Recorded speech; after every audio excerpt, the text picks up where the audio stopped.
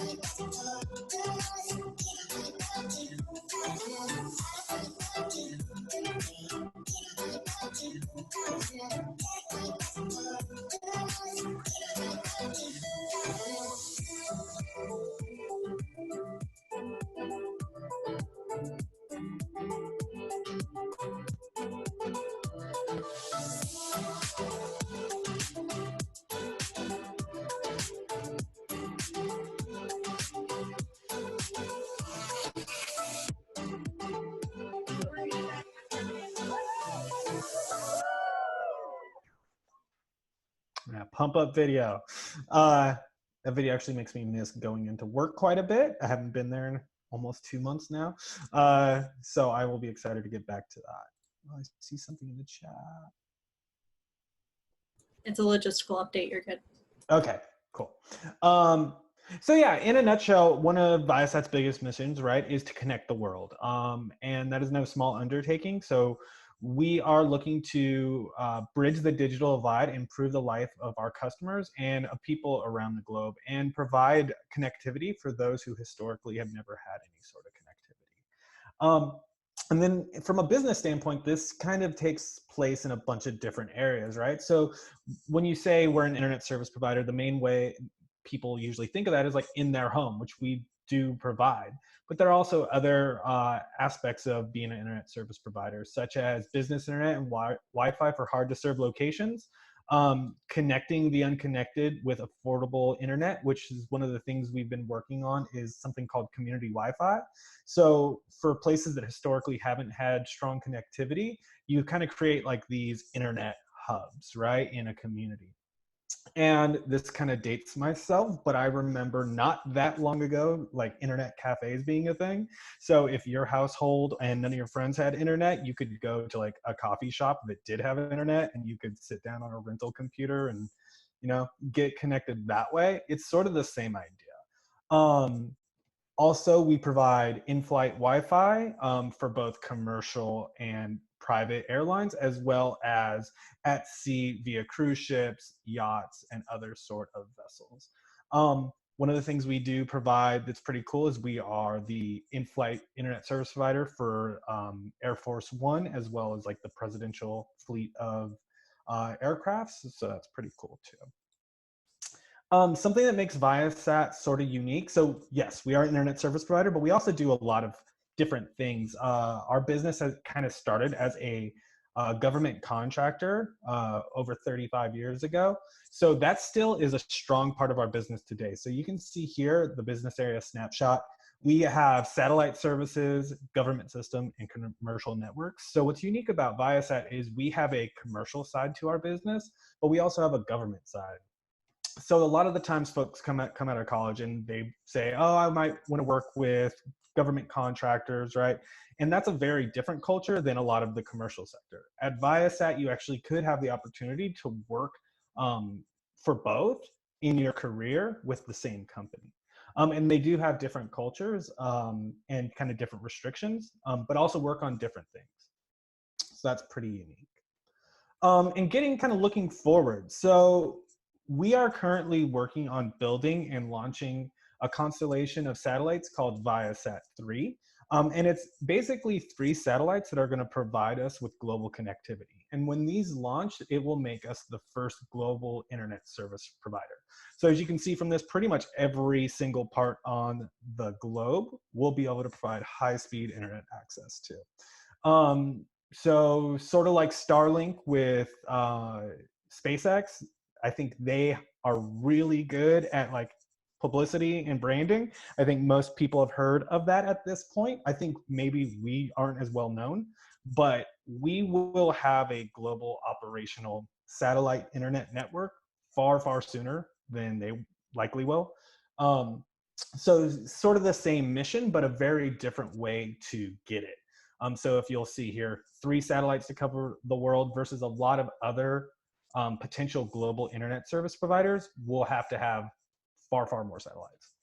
I'm not an engineer, so I'm not going to go into the details of that too much. So I will take any like general Viasat questions now if there's just burning questions, but otherwise I will pass it off to, we decided on Maeve go next.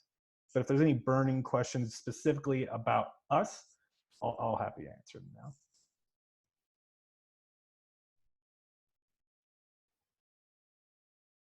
Cool, cool. Well, I will stop sharing my screen. Actually, Brandon, I think I saw a hand. Angel, Okay. question? Yeah, just real quick, because you talked about the difference between like working with government versus commercial consumers.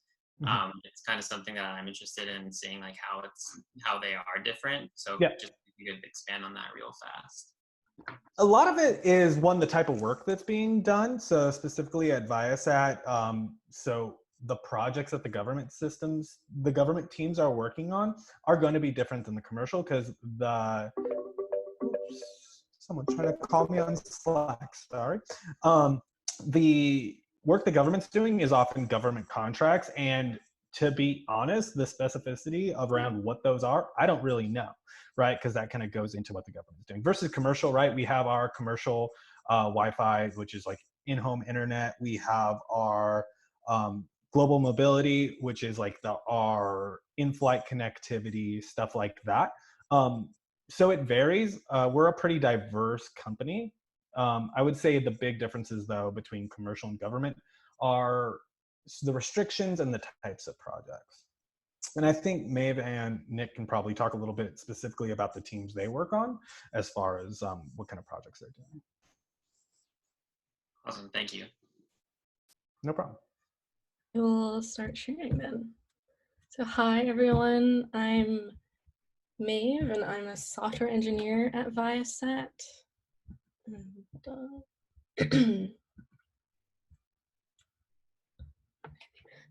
So I graduated USD just in 2018, so I'm still a pretty recent grad. I might even recognize some of you from walking around the halls and whatnot.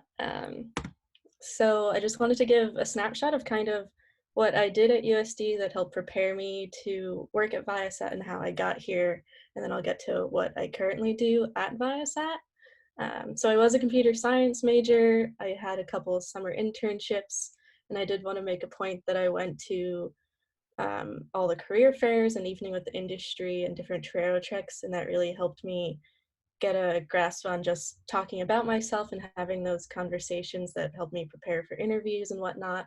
I even got an internship out of one of the career fairs or Evening with the Industry, and that really helped me get prepared for the post-grad life and what interviews were like for career jobs rather than internships.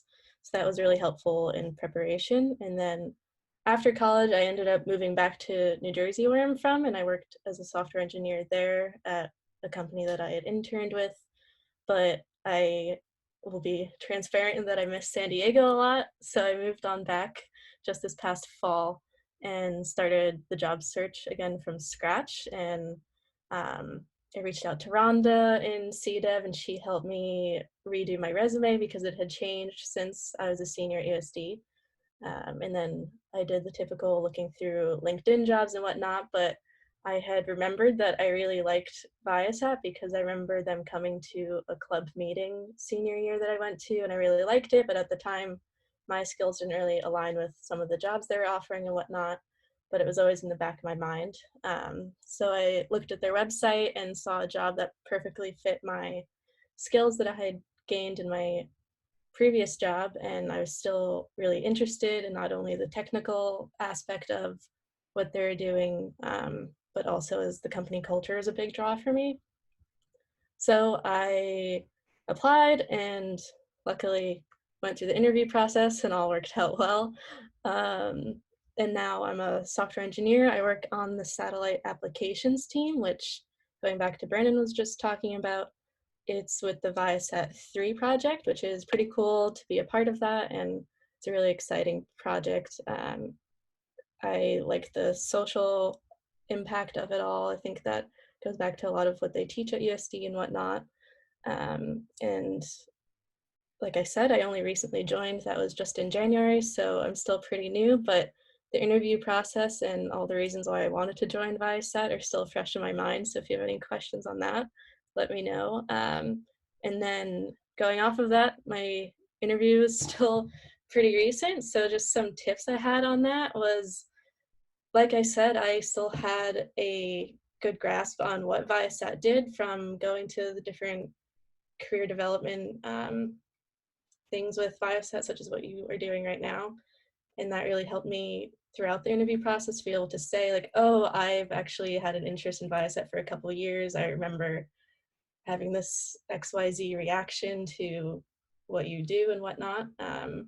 And I reached out to the other USD alumni that worked at Viasat and asked him some questions. So that is definitely helpful. And then I just had some final tips on classes I liked. If any of you are computer science majors, the 3 I listed here, computer networks, senior project, and software engineering, have been super helpful throughout not only what I do on the day-to-day basis, but during interviews and whatnot. So currently, like I said, I'm a software engineer. I really enjoy my projects. The company culture that's outlined in the video we just watched is true. I love working outside every once in a while with teams. I went on the slide within my first month and whatnot, and there's just a really great culture of constant learning and innovation. My manager checks in with me on what I want to do and what I want to learn and where I see myself. And I think that's something really special to Viasat that I didn't see in other job opportunities. So that would be one of my favorite aspects of the job. And that's kind of a summary on what I do and how I got here. But if you have any questions, I think after Nick talks, maybe we'll get to that.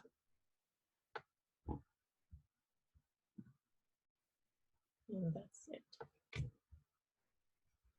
Thanks for that transition, Maeve. Hello, all you wonderful Toreros. Let me begin here. So, Maeve was kind enough to provide a template for the slideshow that I'm using as well. So if you see any similarities in the format, that's why. My name is Nick. I am a manufacturing engineer here on site in Carlsbad right now. And kind of a little bit of my story. I graduated in 2014, which I'd like to think is a recent grad still. Think maybe within like the range of a recent grad. I was an electrical engineering major with math and physics minors. For the internship game went, I had won my freshman summer back home up in Oregon at a UAV payload designer called CloudCap. And these aren't necessarily things that I was involved in that helped me with my transition into Viasat, but just more of what I was involved in. So I was in the Institute for Electrical Engineering, IEEE. I was on the rowing team for a minute. I was in Beta Theta Pi, and I was on the dance co as well. Fun little tidbits. So after I graduated, I decided to do a little traveling around, did a little trek in Australia and New Zealand, and then came to my senses and came home and looked for work. I originally had zero knowledge of what manufacturing was as a profession, and I was just chatting with someone in actually at the gym at USD because they gave me that extended year of working out after I graduated, and he pointed me to this other gentleman who ended up being the president of this company called Clarity Design, who was sponsoring one of the senior design projects. So I got a job with them for a little bit, kind of got hit with the fun employment times, and then that led me to apply to work here though, which ultimately was the best part of that whole situation. I got hired on as a temp, and then in the previous slide, Maeve made a shout out to Rhonda. She helped me tremendously with my resume and my just kind of polishing things up. So I guess one of the bigger takeaways was those connections that you make are very important. So don't disregard those at all. And then I recently, this last August, I transitioned to a full-time employee. Viasat was, so this is, I kind of realized this after the fact, but Viasat was they partially sponsored my senior design project back in 2013. So that's kind of how they got put on the map for me. As I said, I'm a manufacturing engineer. I got hired on as a temp in August of 2018. And then about a year later, 2019, I was brought on full-time. So I'm about 6 months into my official employment here, which is kind of cool.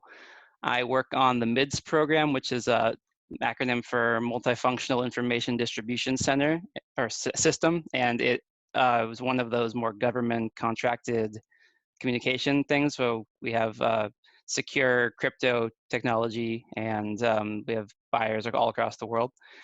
But yeah, I had a lot of fun in my senior design project, which I feel like was one of the more underrated classes or like experiences of college, because it doesn't really, you kind of take out of it what you put into it. And I felt like it exposed me to this working in teams, which I didn't realize I was able to do so often at work, because it's very, very much team-based here.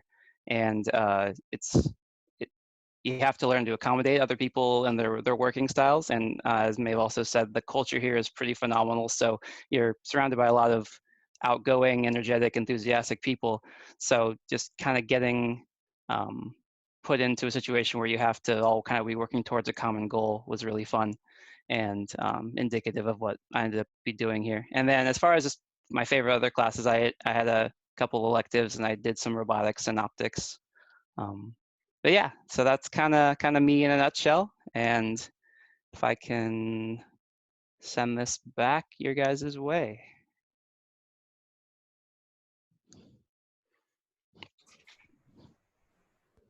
Thank you, Maeve and Nick. We really appreciate you sharing your background and I think the steps that you took USD postgrad and Viasat was really helpful too. So if anyone has questions, just make some type of reaction and we can unmute you when it's your turn to ask your question.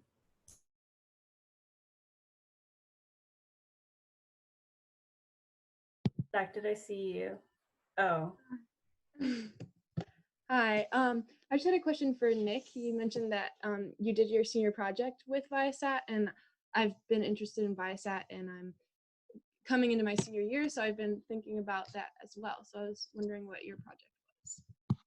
Yeah, totally. So ours, this was kind of right when they put up Viasat 2, I believe, up. So they had all this new bandwidth that they were playing around with and giving us the go ahead to do. So my team and I, we developed this. I don't even know where this idea came from, but it was a distance race monitoring thing. So I guess that the situation would be like if you're watching a loved one or you yourself are participating in like a marathon or like an Iditarod. I don't know, because people do those. We would have these smart GPS watches that would communicate with these different posts that would be periodically spaced along the thing, and they would communicate with each other when they got into a certain range, and then they would stream footage or time or information about that point to the certain. So we would be sending video, timestamps, just pretty much any stat you could want based on these different like posts and stuff. And I thought that the capabilities of the satellite sending kind of just the extreme bandwidth was able to do that. We somewhat accomplished that, but that was like the idea going into it. Yeah. Awesome, sounds cool.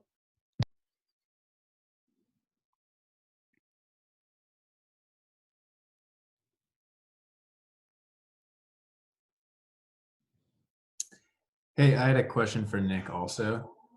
I was just wondering, you said you graduated in EE and then you went into a temp position as an ME. I'm just wondering how that transition was for you and if you'd encourage like looking for positions outside your major. Totally, yeah. So there was a sound that kind of cut in, so I just want to understand the question. The kind of dabbling outside of your declared disposition, is that what you're asking about? Yeah, and just your personal experience with it. Yeah, totally. So again, kind of like I didn't really even know much about I guess the fundamentals, because I feel like with any of whatever engineering you are right now, we know the fundamentals. We know how to do our certain things, whether you're E, ME, or whatever other E's USD now offers. But the carryover was kind of abrupt in the sense that there was this whole nother set of basics that I needed to learn, which USD really prepared me for in the sense of just like knowing how to learn best myself technically. And I thought that was really valuable.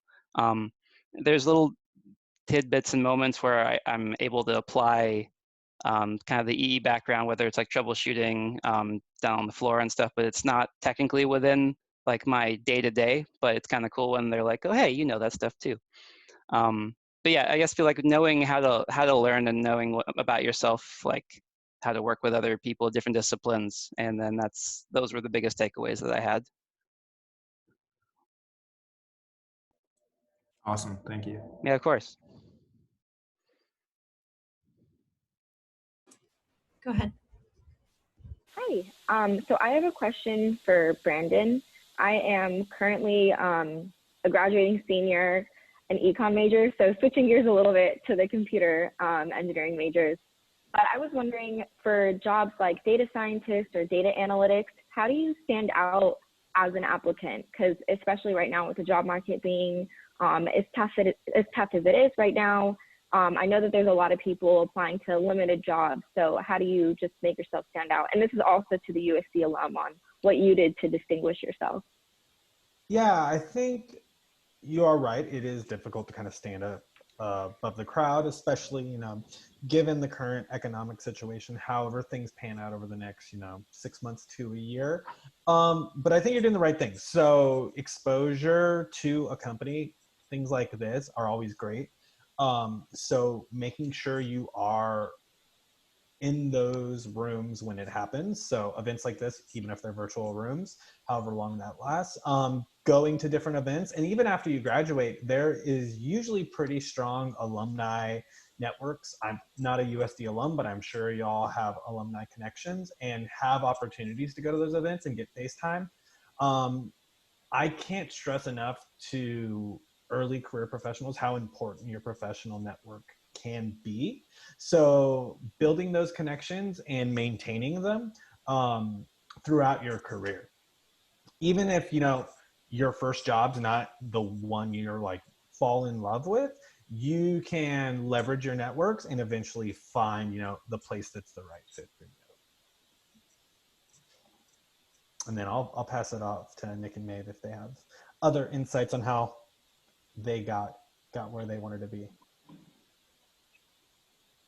I would just agree with what you said, and that the network is important. Like I said, I reached out to a USD alum on LinkedIn, and at that point I had already had the interview, so it wasn't in a sense of him helping me get the job, but him giving me insider pointers kind of on the right questions to ask, and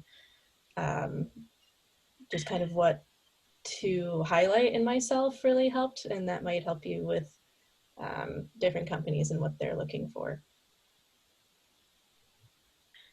Yeah, kind of echoing off of that. I mean, if it's kind of hard to really, it's not hard to stand out on a resume, but it's hard to like just be a piece of paper, So I feel like having them put a face to your name, having them put almost like an experience to the name, and like almost like a response to it. Like it's always good to have like a always good to be working in your favor. And then once you do get into that position, just like know your stuff, because like people have these chances and stuff, and it's really like my interview set was like 5 interviews over the course of like 6 hours, so it was kind of a trek in like the same day. So it was kind of just having to like keep having like examples to pull from, how this problem could be solved, how can you do this, how, like, and just showing a genuine curiosity and in the like what you will be ultimately working for. I felt like that was something that really helped that process along too.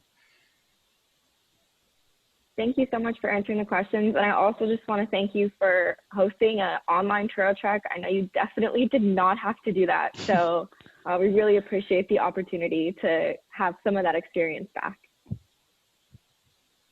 Yeah, you guys are very welcome. I know that wasn't just directed at me, but I think I'm the only unmuted one now. So you're very welcome. You're also the only one at the office, so. That's fair. That's fair, yes. Charlotte, I see your hand. Yeah, I have a question about Viasat 3 and like the launch. Like, how has that process been creating that? And like, what is your day-to-day work like to launch this product? I can take. Yeah, I was gonna say, I think you're the only one working directly. Yeah, take it away, Maeve. That's all you.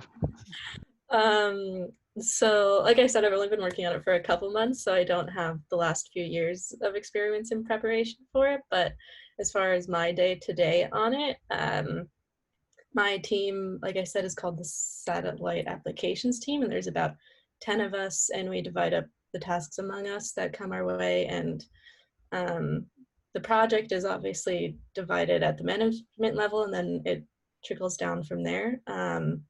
And we use like an assignment tracking system. So I work on different tickets, and we control, and the software I work on is controlling and communicating with the spacecraft, which is kind of fun to say, but I can't get into like too many details with it. But I will say that it's just typical, like working on software, developing it, testing it. It's a lot of asking your teammates questions. And I think that was a big transition from college, where you might be working on a partner project and that's all you have, but working in a team setting, everyone's there to help each other out, which is super helpful. And we're just working on different sections of the project at a time. So we have certain goals that we have to reach and whatnot. And you might do this in senior project where you work in like 2-week sprints. So that's what we follow at Viasat, at least on my team. So we work for like a certain goal at 2 weeks at a time, and then you just keep working from there. That's kind of how it goes. I'm not sure if that fully answered your question, but that's kind of how it goes.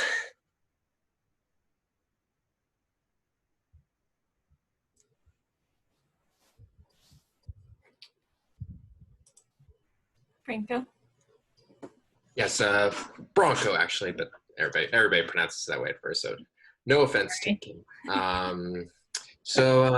I am a just so I get back on my question. I am a I am a senior about to graduate this upcoming May, and I just wanted to I don't know if any of you guys can answer this about.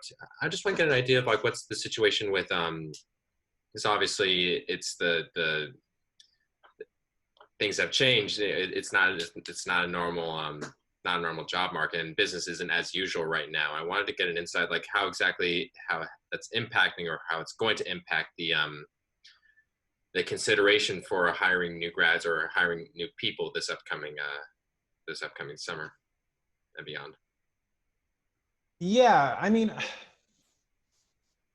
the job market as a whole, kind of globally, is a little bit kind of on pause. Like, to be honest, I don't think anyone expected this, nor do we have really any insight into exactly how long the situation is going to last, or it's a more long-term impacts. In the short term, however, what a lot of companies are doing is trying to mitigate costs. So a lot of that is sometimes hiring freezes. A lot of that is evaluating what is it that needs to be cut back on, what is it that becomes core functions. And I think that's just across the industry. Viasat specifically, in general, leadership has a really strong commitment to early career talent. So we did not just slash our intern program when we realized that it could not be on site. We've worked to retain as many interns virtually as we can, and then set up an alternative program for interns who can't have a virtual program. And I foresee that carrying over into how we handle kind of new university grads and early career talent in general. That being said, like in every other business, we are evaluating pretty much in real time what is the best scenario for our business. And we have to be responsive to that. But as in general, Viasat has a pretty strong commitment to early career talent. I think Nick and Maeve are both indicative of that. So yeah, there's no perfect answer to the question, unfortunately. I will say, I mean, Viasat's not a new company, and we've worked through challenging times before. We worked through these challenging times in 2008 and rebounded stronger. So I know it's unsettling for all, current college students, especially those about to graduate. I lived through it, I remember. But I would say just continue doing the same things you would have done in spite of it. Because it will rebound. I have a feeling the industries in general will rebound relatively quick. And my cat just jumped on my lap. Sorry about that.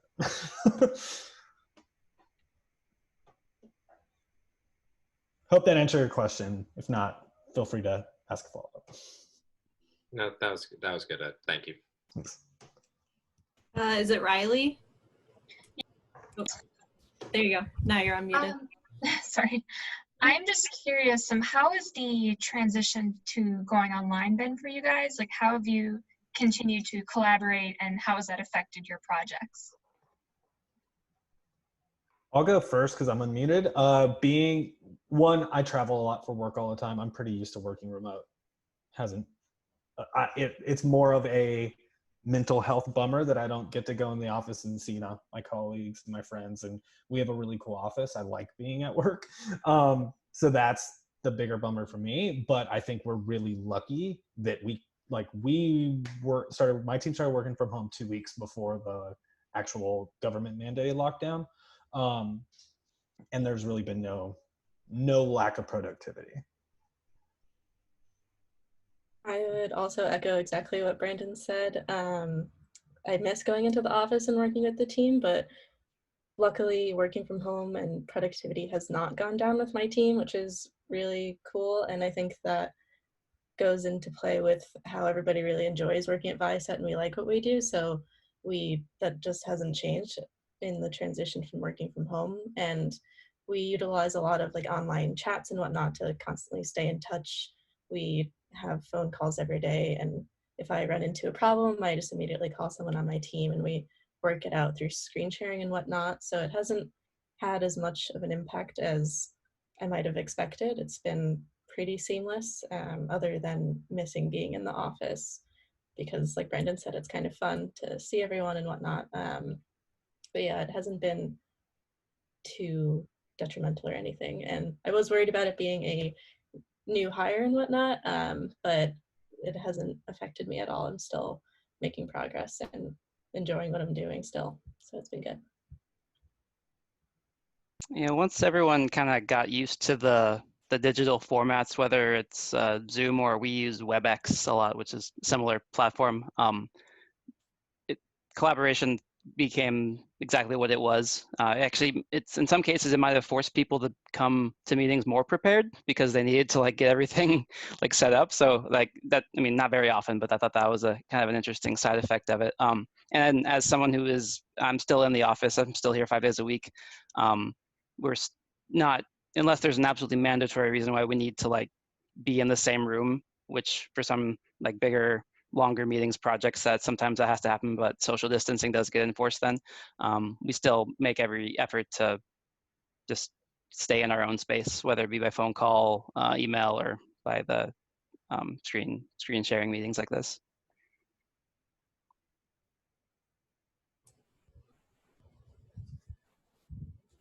Thank you. Oh, Samuel? Trying to unmute you. There you go. Sure, great. So I guess this question kind of goes to Nick and Maeve, but one thing that I found in some larger companies, I don't know about Viasat, but I have a few friends of mine who work for Apple.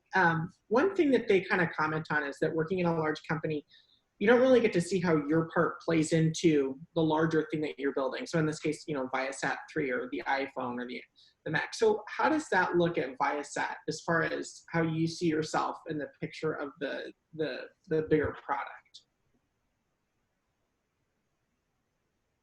I can comment on that too. I would say I kind of almost not directly see my impact, but I can feel that it's important, like exactly what I do, because I think they say at Viasat is like a bigger company with a startup feel, in that what we do and the culture just makes you feel really important. And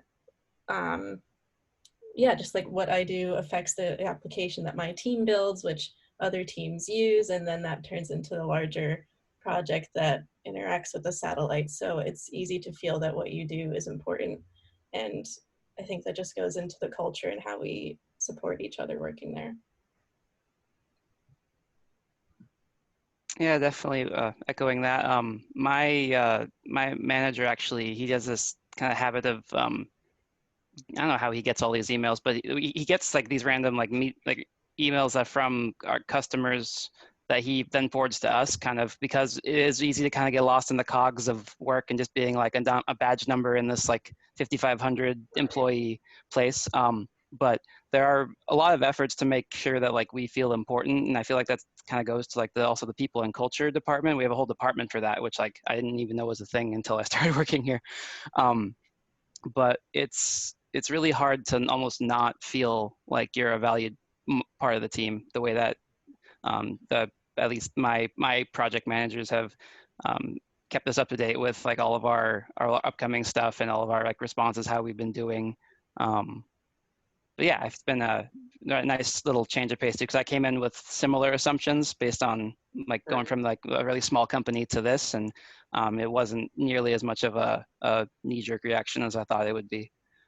It's good feedback. Thank you. Yeah.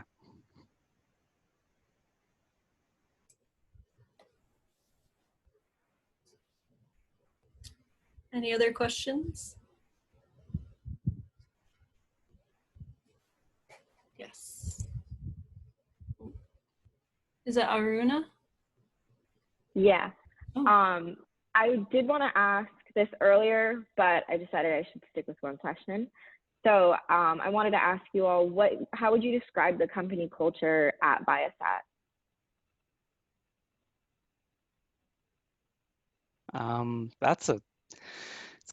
It's hard in the sense because there's just so much like good that I have to say about it, and not in like they're like watching over my shoulder. They're gonna punish me if I don't say it's a good thing. It's like people here just like there's such a like a love for life and for work and for like doing a really good job. And that's the people I work with, at least in my functional team. I feel like everyone's really like they're like kind of thriving just as people, and I feel like they bring that into the work with them too. And then kind of combined with the combination of how encouraged we are to just be like working at work, but like when we're done, like living a life and like having these like opportunities to like seek wellness and the gym across the street that we get like comped for, or like take the like we have bikes that we can go from like campus building to campus building, so it's like just like take a ride during our break. So it's like there's a lot of investment in just like our well-being, which I feel like keeps the cycle going of what like they want out of us, which is ultimately like productivity and like good repertoire. But it's just there's a lot more put into us than I feel like there are a lot of other companies. And yeah, I would agree with what Nick said. It's a very healthy work-life balance. Whether you're on campus and you can just go work outside, or in like the grander scheme of like most people don't overwork themselves at Viasat, you kind of get done what you need to get done during your 40 hours, and then you're able to live your personal life, and everyone enjoys that about the company. And then even going back to the last question, I feel like that ties into our culture, in that everyone kind of has a voice. I know I've even been asked in meetings like what I think the best way to solve something is, and that's kind of something special, especially as a younger new hire, to have that kind of input and my thoughts valued. So I really like that about the company. Yeah, echoing all of that. And then I think this is a super positive. Viasat is a very flat organization. And like May have said, regardless of kind of your level, your voice is heard. In fact, being so flat, there's like very, very hard to find org charts and very hard necessarily to see exactly who is responsible for whom.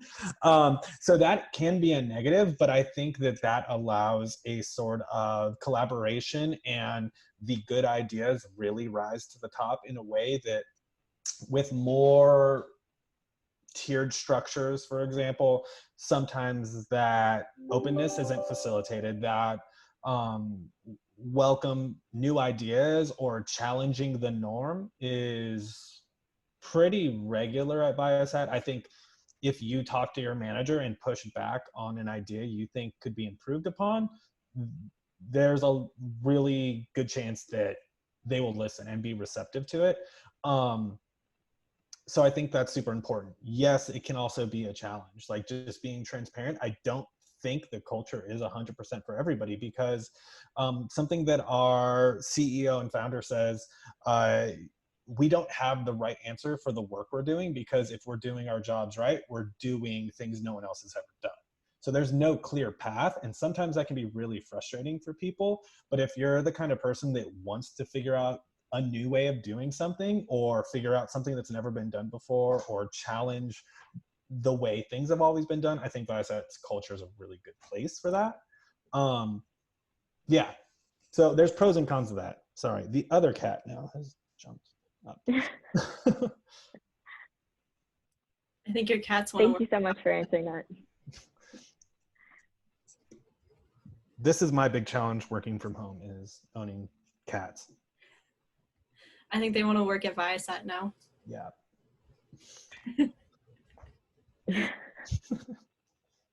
Get down. Well, we have 15 more minutes, so whatever questions you all have for these three, definitely take advantage of their time as we have them now.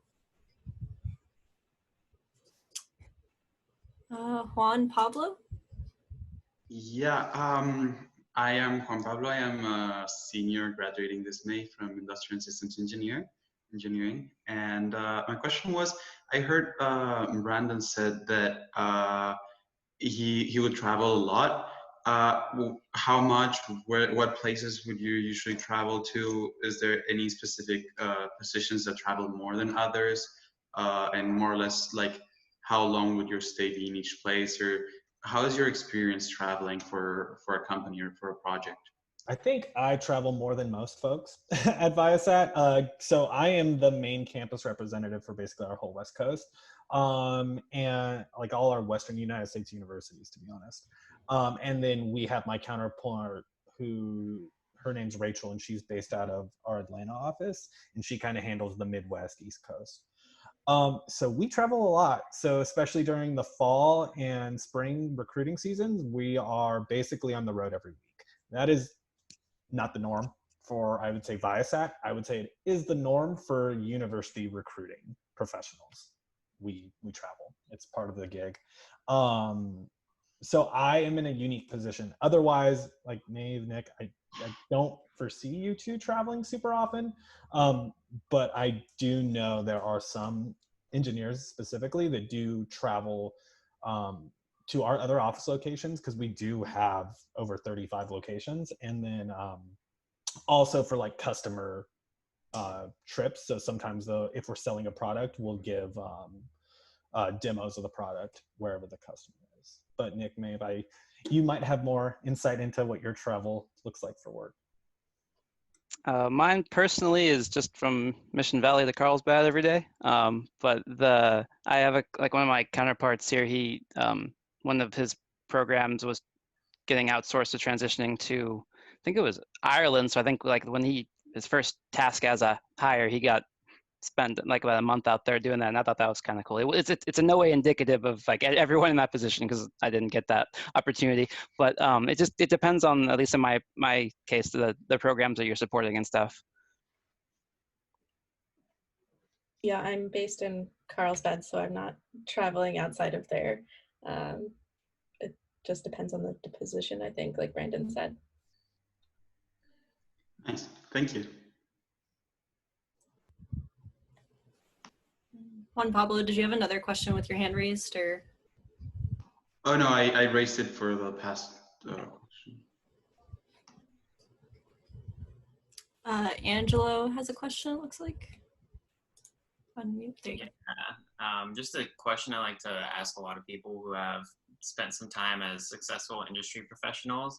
If you were to give any advice, whether it's for engineering specific or even life, I just want to know if you guys were put back in our positions in college, is there anything that you've learned throughout your time that you wish you could tell yourself, is something that you could see as useful for us now? One thing, yeah.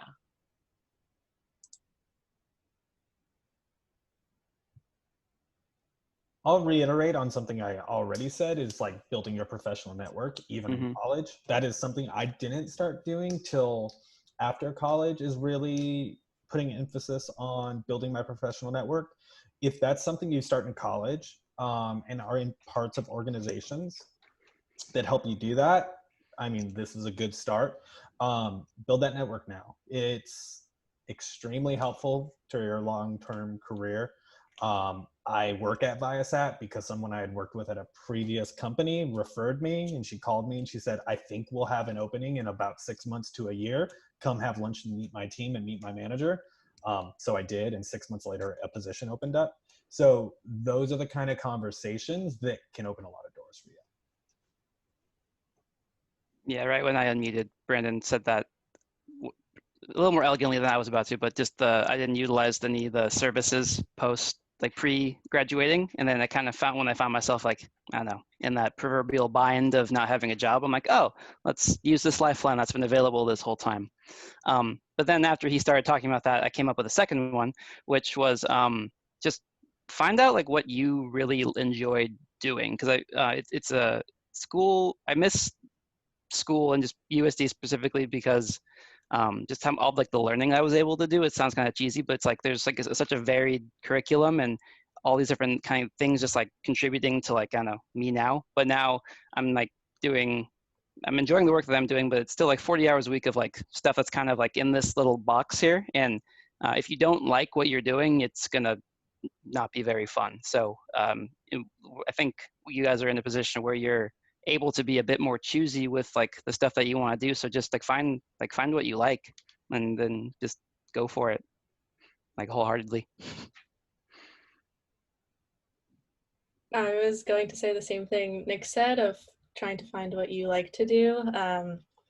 And I was able to do that by like building my knowledge and experience with different internships, or I even figured out what I didn't like and what I wasn't looking for, and that helped me narrow down what I did enjoy. And I found that I really liked computer networks, for example, so being able to work for a company that does satellite internet stuff, that kind of fits into what I like to do, and it works with the language I enjoy and whatnot. So I know that even beyond like the project that I work on, what I do day to day is something I really like.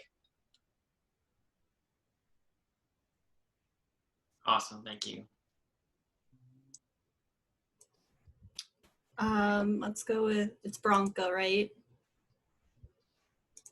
Yes. Then we'll do Juan Pablo next. Yes. I was just going to ask a question to Maeve, because you said that computer networking was your favorite class at USD. Yes. Yeah. Yes, I am in that right now. I feel like what was your favorite project in that class? Like. I think we had created a client server thing, kind of. It was called the jukebox something. And I've talked about that, I think, in every interview I've had, because a common question, it relates to networking and what happens when you click enter on a website. I've gotten that in every single interview, so that question or that class has helped me prepare for that. But going back to that project, that's similar to what I was working on just last week with setting up a server situation and like mocking up a client. So exactly what I did in that class translates to what I do now on a day-to-day basis. Okay, we haven't gotten to that project yet. I think it was the last one. So yeah. Stay tuned. Okay, I think I saw Juan Pablo's first, and then I'll go to Ava. So go ahead, Juan Pablo. There you go. I just wanted to ask, following up a little bit on the things that you like, does Viasat like provide any sort of opportunities for learning things that you enjoy other than the things that you're doing? For example, I don't know if you're interested in learning a language or learning something that is useful in your career, but not necessarily exactly what you're doing.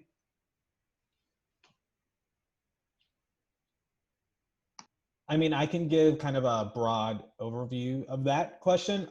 Yes, I think there's a lot of different opportunities for like technical learning at Viasat, like in-house.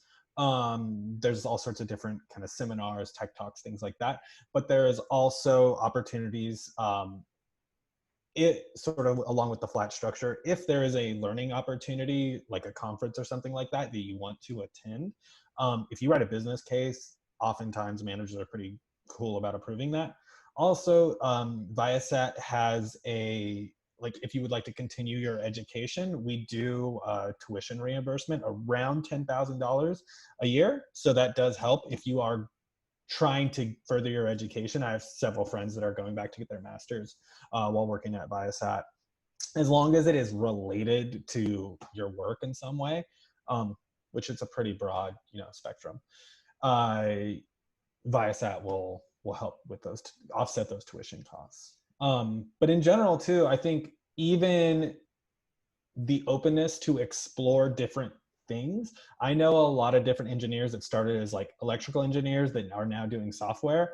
And they started as electrical engineers at Viasat and then moved into software because they let it be known to their manager and their team that this is where the interest was, and they worked to learn those skills, and then there they are. So I think there's the ability to have kind of movement within Viasat as well.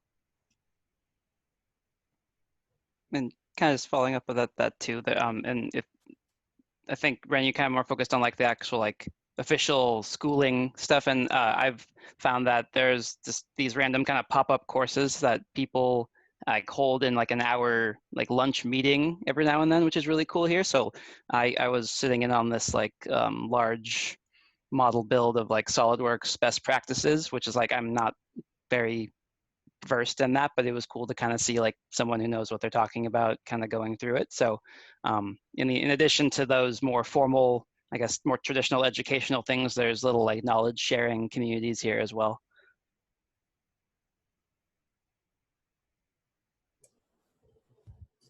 Okay, I'm gonna let Ava ask her question.